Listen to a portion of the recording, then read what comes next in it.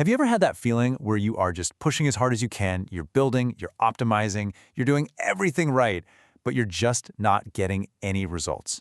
Well, today we're going to dive into a hidden force, a kind of silent system killer that can take all of your hard work, all of your strengths, and make them completely, totally irrelevant. Okay, so let's start with a really fascinating puzzle from history. And it's all wrapped up in this quote. It's about East Germany and their incredibly ambitious plan to become a tech superpower by, well, basically stealing technology from the West.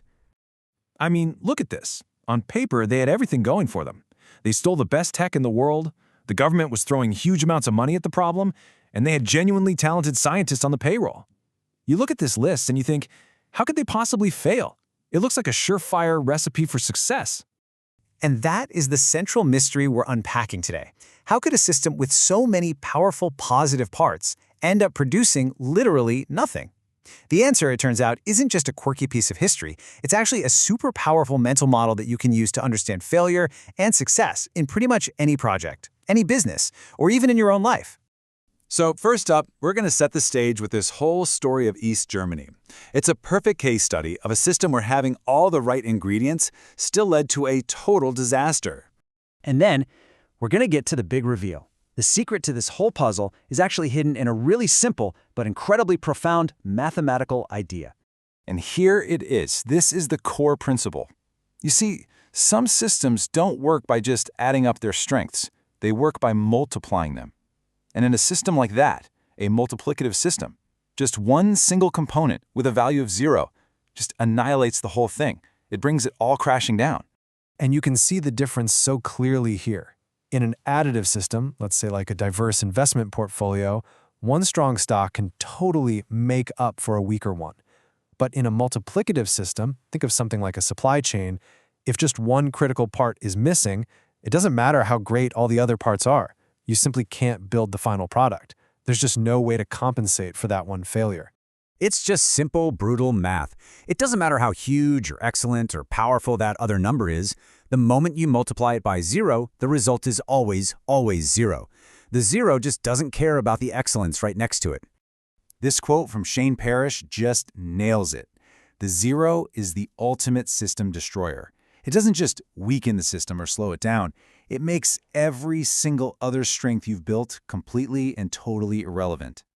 And what's really wild is how these mathematical properties translate directly to real-world failures. Annihilation? Well, that's the total collapse. Irreversibility is like a destroyed reputation or a broken trust. You can't just undo it. And that jump from a tiny positive, like 0.0001, down to 0, that's not a small step. It's like falling off a cliff. Okay, so this all sounds pretty scary, right? How do you actually find these hidden system killers before they find you? Well, let's get into the practical tools. Let's talk about how to become a zero spotter. This right here is the single most important question you can ask. If you're looking at a business, a project, a personal plan, whatever, run this diagnostic. If the answer is yes, you've just found a potential 0. And let me tell you, everything else, optimizing, marketing, scaling, all of that is a waste of time until you deal with that 0. Knowing what kind of game you're playing is absolutely everything. If you're in an additive system, you're asking, okay, where can I get the best return on my effort? But if you're in a multiplicative system, the first and maybe only question that matters is, where is the 0? Because that's the only thing that can cause that catastrophic total collapse. So, the first type of 0 to look for is a structural 0. Think about a fortress, right? It's got these giant walls, armed guards, laser grids, the whole shebang, but one small back door is left unlocked. The security of that one door isn't just weak, it's 0. And that 0 makes all those other expensive, powerful defenses totally worthless. Next up, you've got a dependency 0. A tragic, perfect example is the Irish potato famine. The entire country pretty much depended on one single genetic type of potato. It was a total monoculture. So when a new blight came along that this one potato was vulnerable to, it didn't just damage the crop, it completely zeroed out the nation's main food source. And this brings us right back to where we started, to our big mystery. The East German program failed because of a cultural 0. You had this political environment of intense fear, secrecy, and surveillance. It made it absolutely impossible for the scientists to collaborate, to experiment, or even to call a repairman when their stolen Western tech broke down. That culture zeroed out all their human ingenuity and talent. So you've found a zero. What do you do now? This final step is the most powerful one. It's about transforming that fatal flaw to finally unleash the potential of the entire system.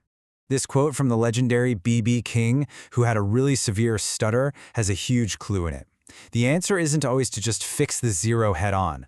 Sometimes the most brilliant move is to find a completely different path, a workaround, where that zero just doesn't even matter anymore. Now look closely at this because step 4 is absolutely crucial. Your goal is not perfection. You do not need to turn your 0 into a 10. You just need to get it from 0 to 1, from total annihilation to just neutral. The second you get to non-zero, all of your other strengths, all that hard work, suddenly gets activated. It's like a dam breaking. All that potential, all that stored energy was just being held back by that one single point of failure. Getting from 0 to 1 is like opening the floodgates. And you can see this protocol in action right here. Marilyn Monroe, B.B. King, Emily Blunt, they all had stutters that could have easily been a communication zero for them. But they didn't eliminate the stutter. They found a new pathway, acting or music, where their zero was transformed, and that allowed their immense talent to finally come through and multiply. The key takeaway here isn't just about the workaround. It's that they accepted the zero instead of fighting this losing battle against it. They stopped trying to fix the stutter and just built a whole new system around it, where it became irrelevant. And that is a huge strategic shift. And that's really what this all boils down to. This isn't just about big systems or history, it's about potential. By asking yourself this question, you can find that one single constraint that's canceling out all of your effort. And by transforming that single zero, you don't just fix a weakness, you strategically sidestep it to unleash everything else you have to offer.